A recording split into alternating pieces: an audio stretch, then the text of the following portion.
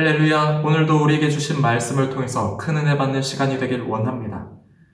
그리스도인인 우리가 어떻게 살아가야 되는가, 여기에 대한 명확한 해답을 가지지 못한 사람들도 많이 있습니다. 오늘 사도 바울은 본문을 통해서 그리스도의 삶은 이뤄야 된다라는 것을 가르쳐 줍니다. 구원받은 그리스도인이 어떻게 살아가야 되는가, 오늘 말씀을 통해서 깨닫게 되길 원합니다. 11절에서 13절 말씀입니다. 우리는 주의 두려우심을 알므로 사람들을 권면하거니와 우리가 하나님 앞에 알려졌으니 또 너희의 양심으로 알려지기를 바라노라. 우리가 다시 너희에게 자천하는 것이 아니요 오직 우리로 말미암아 자랑할 기회를 너희에게 주어 마음으로 하지 않고 외모로 자랑하는 자들에게 대답하게 하려 하는 것이라. 우리가 만일 미쳤어도 하나님을 위한 것이요 정신이 온전하여도 너희를 위한 것이니. 사도 바울을 대적하는 이 거짓 사도들은 외적인 것을 자랑했습니다. 오늘 말씀에도 나왔듯이 외모로 자랑하는 자라고 말하고 있죠. 내가 가진 것들, 드러낼 수 있는 것들, 나의 행위로 자랑을 했습니다. 하지만 여기에 반해서 사도 바울은 자신의 외적인 것을 자랑하지 않습니다. 오직 그리스도의 복음과 하나님 앞에서 자신의 선하고 진실한 마음만을 자랑했습니다.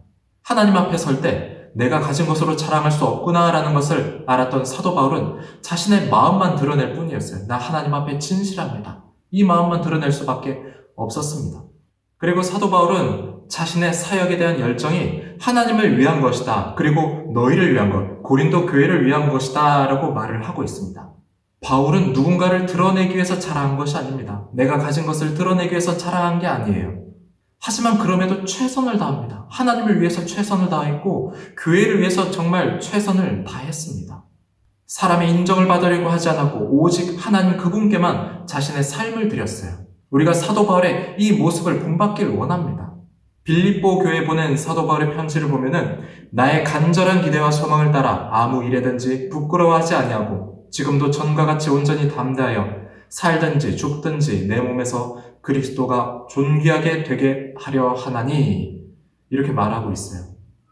살든지 죽든지 난 상관하지 않습니다. 내 자존심이 높아지든 또는 낮아지든 상관하지 않습니다. 오직 어떤 상황 속에서도 내가 하나님의 영광을 드러낼 수 있다면 모든 상황 내가 감내하겠습니다. 이겨낼 수 있습니다. 그렇게 사도 바울은 고백하고 있어요. 오늘을 살아가는 우리가 사도 바울의 이 마음을 본받길 원합니다. 죽든지 살든지 나 하나님의 영광을 위해 살겠습니다. 모든 상황 속에서도 하나님의 영광만을 바라보겠습니다. 우리가 이 마음으로 살아가길 원합니다. 14절에서 16절입니다. 그리스도의 사랑이 우리를 강권하시는도다. 우리가 생각하건대 한 사람이 모든 사람을 대신하여 죽었은즉 모든 사람이 죽은 것이라. 그가 모든 사람을 대신하여 죽으심은 살아있는 자들로 하여금 다시는 그들 자신을 위하여 살지 않고 오직 그들을 대신하여 죽었다가 다시 살아나신 이를 위하여 살게 하려 함이라. 그러므로 우리가 이제부터는 어떤 사람도 육신을 따라 알지 아니하노라. 비록 우리가 그리스도도 육신을 따라 알았으나 이제부터는 그같이 알지 아니하노라.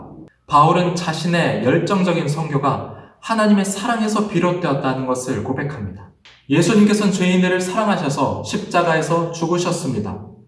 우리를 향한 그 사랑 때문에 대속의 십자가를 대신 짊어지셨습니다. 이 사랑 때문에 사도 바울 역시 고린도 교회를 사랑할 수 있었어요. 예수 그리스도의 그 사랑의 원천이 되어서 사도 바울은 사역의 열정을 가지고 힘껏 나아갈 수 있었습니다.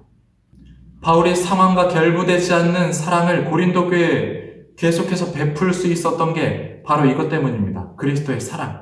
그래서 사도 바울은 그리스도의 사랑으로 구원받은 그리스도인들, 우리는 그리스도를 위해 살아가라, 그것을 권면하고 있어요. 사도 바울은 16절에서 육신을 따라 알지 아니한다라고 말합니다. 육신을 따라 안다. 세상적인 관점으로 보지 않는다는 거예요. 세상적인 관점으로 살아가지 않는다는 거예요. 사람을 보든 또 교회를 보든 그리스도를 보든 내가 세상적인 관점을 가지고 내 육신의 자아를 가지고 바라보지 않는다라는 것입니다. 내 기준으로 보지 않겠다. 내 잣대로 보지 않겠다. 오직 하나님의 뜻을 위해서, 하나님의 영광을 위해서 그리스도의 마음을 가지고 내가 세상을 바라보겠다라는 것입니다. 오늘을 살아가는 우리에게도 사도 바울 같은 동일한 마음을 가지길 원합니다. 17절입니다. 그런즉 누구든지 그리스도 안에 있으면 새로운 피조물이라. 이전 것은 지나갔으니 보라 새 것이 되었도다. 누구든지 그리스도와 연합한 자는 새로운 피조물이 되었습니다. 그 이전과는 달라졌어요. 전혀 다른 존재가 되었습니다. 그 이전은 어떻죠? 육신의 자, 죄에 노예된 존재, 세상과 벗한 존재. 하지만 이젠 달라졌다는 거예요. 새로운 피조물. 하나님과 연합한 존재는 더 이상 이 땅의 것을 추구하며 이 땅이 육신의 자아에 지배를 받는 존재가 아니라는 것입니다. 그래서 우리는 세상과 달라야 됩니다. 그리스도인은 세상과 달라야 돼요. 교회는 세상과 달라야 됩니다. 세상의 사고방식을 가지고 교회를 끌고 들어오는 건 안 돼요. 그럼 새로운 피조물이 된 우리가 반드시 해야 될 게 무엇이 있을까요? 예수님께서는 이렇게 말씀하셨습니다. 새 계명을 너희에게 주노니 서로 사랑하라. 바로 사랑입니다. 새로운 피조물들에게 주신 첫 번째 계명, 사랑입니다. 예수님께서 우리를 사랑하셨듯이, 우리를 위해서 십자가 사랑을 보여주셨듯이 우리도 세상을 살아갈 때 이렇게 살라는 거예요. 18절입니다. 모든 것이 하나님께로서 났으며 그가 그리스도로 말미암아 우리를 자기와 화목하게 하시고 또 우리에게 화목하게 하는 직분을 주셨으니, 하나님께서는 그리스도를 통해서 우리와 화목하게 하셨다라고 말하고 있어요. 그리고 또 중요한 것은 우리에게 화목하게 하는 직분을 주셨다는 겁니다. 우리에게 사명을 주셨어요.